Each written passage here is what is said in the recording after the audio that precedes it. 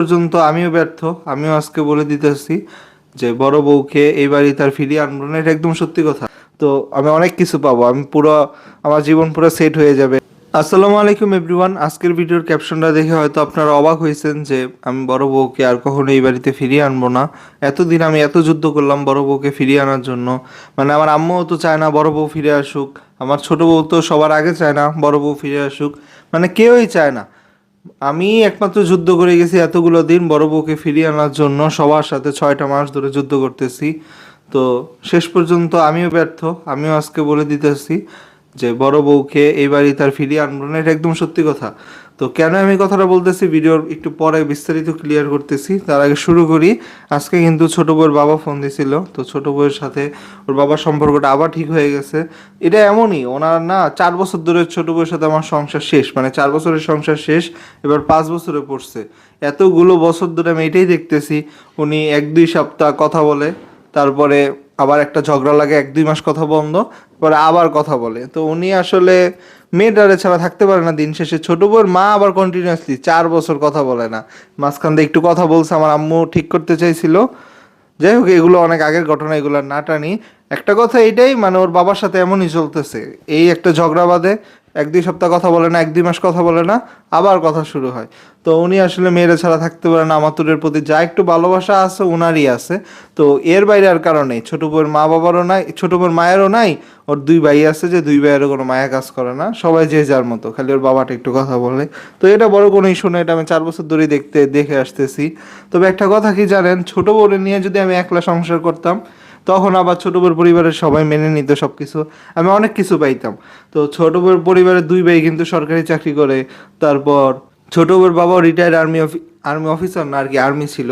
তো ছোট বউয়ের বাবা রিটায়ার্ড আর্মি, আর ওই যে ওর বাইরে বর্তমানে সরকারি চাকরি করে, বাইরে আবার ভালো ভালো পজিশনেই চাকরি করে। তো আমি অনেক কিছুই পাইতাম। ফুল ফ্যামিলিটা, বুঝতেই পারতেছেন, টাকা পয়সা অনেক আছে তাদের। হয়তো আমি তাদের সব জায়গা সম্পত্তি কম, মানে সরাসরি সম্পত্তি কম, কিন্তু এমনিতে টাকা পয়সা আছে, এটা বুঝতেই পারেন, সরকারি চাকরিজীবীদের টাকা থাকে। তো আমি অনেক কিছু পাইতাম, ঠিক আছে। মানে আমার জীবনে আর কোনো চিন্তাই করতে হতো না। একে তো আমি আমার বাবা মায়ের একমাত্র ছেলে, মানে আমার বাবা মায়ের একমাত্র ছেলে, আমাদের নিজের অলরেডি সব কিছু আছে। তারপরে ছোট বউ হচ্ছে বাবা মায়ের একমাত্র মেয়ে, 2 ভাইয়ের আদরের একমাত্র বোন। আমার লাইফটা পুরো সেটেল, আমার আর কিছুই লাগতো না। তো সেই জায়গায় আমি আমার শ্বশুরবাড়িতে একবেলা খাবারও খেতে পারি না, শ্বশুরবাড়ির সাথে কোনো সম্পর্ক নেই আজকে 5 বছর, 1 দিন 2 দিন না। তো ছোট বউর বাবার বাড়ির সাথে সম্পর্ক ঠিক করে নিলেই আমি কিন্তু এখন সব কিছু পাই। আমি চাইলে কিন্তু ছোট বউর বাবার বাড়ির সাথে সম্পর্ক আজকেই ঠিক করা যায়, শুধু আমি বড় বউরে না আনলেই হয়েছে। তো আমি অনেক কিছু পাবো, আমি পুরো আমার জীবন পুরো সেট হয়ে যাবে, টাকা বাড়ি যা যা নাই সেগুলো পেয়ে যাব। তো এগুলো আলহামদুলিল্লাহ, আমার কিচ্ছু দরকার নেই, এগুলো করতে আমার বেশি দিন লাগবে না। যতটুকু অভাব আছে এতটুকু ইনশাল্লাহ খুব শীঘ্রই দূর হয়ে যাবে। অলরেডি গতকালের ব্লগে দেখছেন 25,000 টাকা শুধু পর্দাই কিনছি ঘরের জন্য। তো আর খালি বড় বড় খাটটা কিনবো। আস্তে আস্তে আমার যেটুক অভাব আছে অতটুকু ইনশাল্লাহ দূর হয়ে যাবে।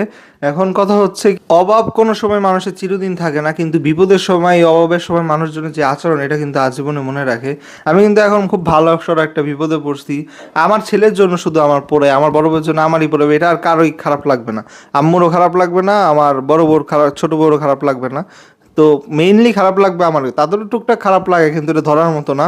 খারাপ লাগা, জ্বলন পোড়ন, সেটা শুধু আমার ছেলের আমার যে কোনো মূল্যে ফিরিয়ে আনতে হবে। আমার বড় বউ, আমার প্রথম ভালোবাসা, আমার কাছে আমার ফিরিয়ে আনতে হবে, জ্বলনটা শুধুই আমার। এখন ছোট বউর বারবারই যে কথাটা বলতেছিলাম, আরেকটা কথা বলে নেই। আমি লাস্ট কয়েকটা ভিডিওতে ছোট বউর বারবারের বিপক্ষে একটু বেশি অহংকার দেখাইছি। তো অহংকার দেখানোর কিছু নাই আসলে, আমি এই বিষয়টার জন্য ক্ষমা চাই। মাঝে মাঝে আমার মধ্যে একটু অহংকার চলে আসে, এই জন্য আমি ক্ষমা চাই। আর সামনে ভবিষ্যতে কখনোই কারো প্রতি কোনো অহংকার আমার আসবে না। কথাটা আমি এমনভাবে বলছিলাম যে আমাদের সম্পত্তি, টাকা পয়সা অনেক বেশি ওনাদের থেকে, ইত্যাদি ইত্যাদি বলছি। তো আসলে দিন শেষে ওনাদের সম্পত্তি আমাদের থেকে বেশি। বিষয়টা হচ্ছে কি, ওনারা আর কি টাকা, কেউ আছে টাকা পয়সা জমায়, কেউ খরচ করে ফেলে। এই যে দেখছেন, আমি একদিকে টাকা ভাঙি, খরচ করে ফেলি। আমাদের ক্যাশ ধরেন 10 টাকাও নাই, একটা পয়সাও নেই। আজকে একটা বিপদে পড়বো, সব ধার দেনা করে চলতে হয়। দেখেনি তো, একটা বিপদে পড়লে এর কাছে দাঁড় করি, ওর কাছে দাঁড় করি। ক্যাশ টাকা থাকলে তো নিজের এইসব ধার দেনা করতে হয় না। যাই হোক, খুব বেশি পার্সোনাল কথা বলে ফেলতেছি। মানে আমাদের কোনো ক্যাশ, কোনো টাকা নাই। মানুষজন, আবার কিছু মানুষের বৈশিষ্ট্য এমন, টাকা পয়সা জমা রাখে, খরচ কম করে। তো এক একজন আসলে এক এক রকম। তো দিন শেষে এবারও বলা ঠিক হয় না, তারা আমাদের থেকে কিছুটা হলেও আগায় আছে, কারণ তাদের 2টা ছেলে, আমি আমার একমাত্র ছেলে, 2 ছেলে সরকারি চাকরি করে। তাদের সাথে তো এখন আমি সরকারি চাকরি পাইলেও পারবো না, ঠিক আছে, 2জনের সাথে কি একজন পারে নাকি। তো এইসব কথা বাদ, আমি মাত্র পড়াশোনা শুরু করতেছি, এত অল্প বয়সে এত অহংকারী কথাবার্তা দেখাইলে মানে বিষয়টা বেশি বাড়াবাড়ি হয়েছে। পড়াশোনা শুরু করতেছি বলতে আমি তো জানেন নর্থ সাউথ ইউনিভার্সিটিতে এলএলবিতে ভর্তি হয়েছি। তো আমার আসলে বিনয়ী হওয়া উচিত, সব কিছু মিলিয়ে এই জন্য কথাগুলো বলে নিলাম। তো আসি এবার আর বেশি কথা না বলে বড় বউয়ের কথায়। বড় বউকে কেন এই বাড়িতে ফিরিয়ে আনবো না, কিভাবে ফিরে আনবো বলেন গাইস। বড় বউকে আনার আগেই ছোট বউয়ের জিনের সমস্যা আবার শুরু হয়ে গেছে। ছোট বউয়ের বাবার কথা এই কারণেই টানলাম, ছোট বউয়ের বাবা পর্যন্ত বলতেছে যে ওরা নিয়ে যাইতে, ছোট বউরে দিয়ে দিতে, উনি জিনের ট্রিটমেন্ট করে সুস্থ করে মানে ফেরত দিবে। তো আপনারাই বলেন আমি ছোট বউরে কোন বিশ্বাসে দিব ওই বাড়িতে।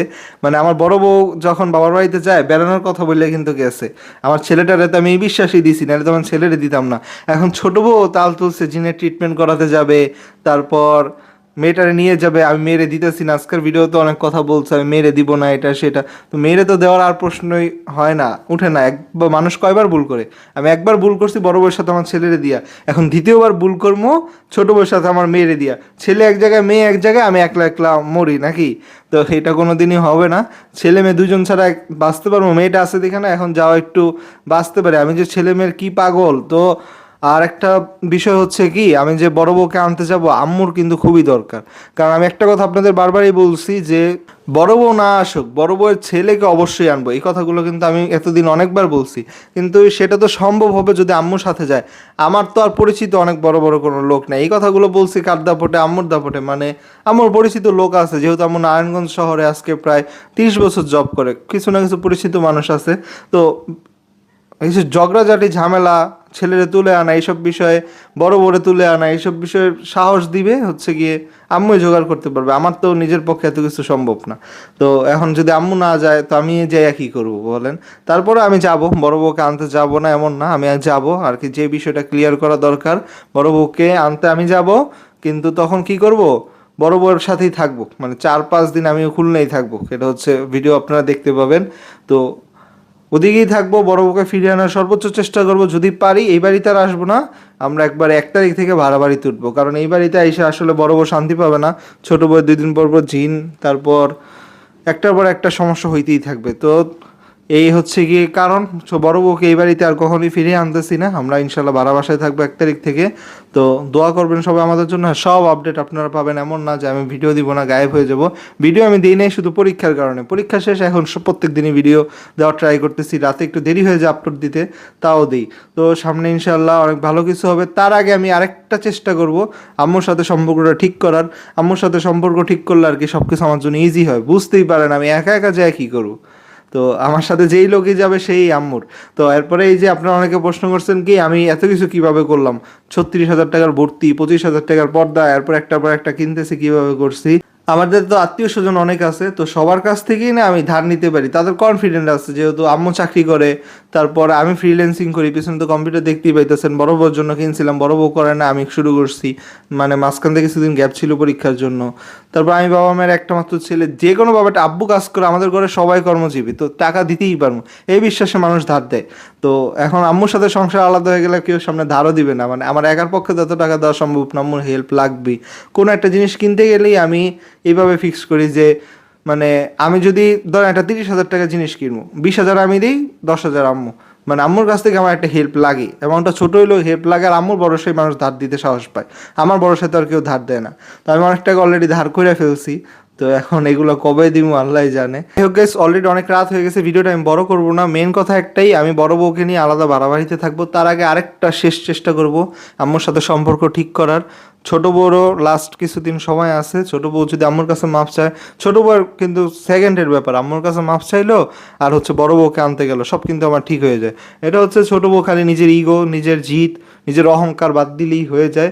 সেটা এখন আরও কঠিন হয়ে গেছে, যেহেতু ছোট বউর বাবা ফোন দিছে। এখন তো ছোট বউ আবার শক্তি ফিরে পেয়েছে, তো এখন আর কিছু করার নাই। ছোট বউ যদি মাফ চায় তাহলেই ঠিক হবে। এখন ছোট বউয়ের উপরে সব কিছু। এখন ছোট বউ যদি মায়া লাগে, 6 মাস হয়ে গেছে, বড় বউ আসে না, ওদের সংসারটা 203-এর সংসার 5 বছরে পা রাখছে। কয়টা সতীনের সংসার আছে 5 বছর পর্যন্ত টিকে থাকে? তাই তো অল্প বয়স ওরা 2জন সতীন হয়েছে, 2টা অবিবাহিত মেয়ে ছিল, নিজের জীবনের সব কিছু বিসর্জন দিয়ে সতীনের সংসার করছে। একসাথে একটা সুন্দর সতীনের সংসার করবে, একটা উদাহরণ তৈরি করবে। মানে 2 সতীনও মিলেমিশে থাকা যায় যে কোনো পরিস্থিতিতে। তো এখন 2 বান্ধবী আজীবন মিলেমিশে থাকবে। এখন 2 বান্ধবী 2জনের জানের শত্রু। তো এই হচ্ছে গিয়ে এখন বাস্তবতা। তো আজকের ভিডিওটা এই পর্যন্ত।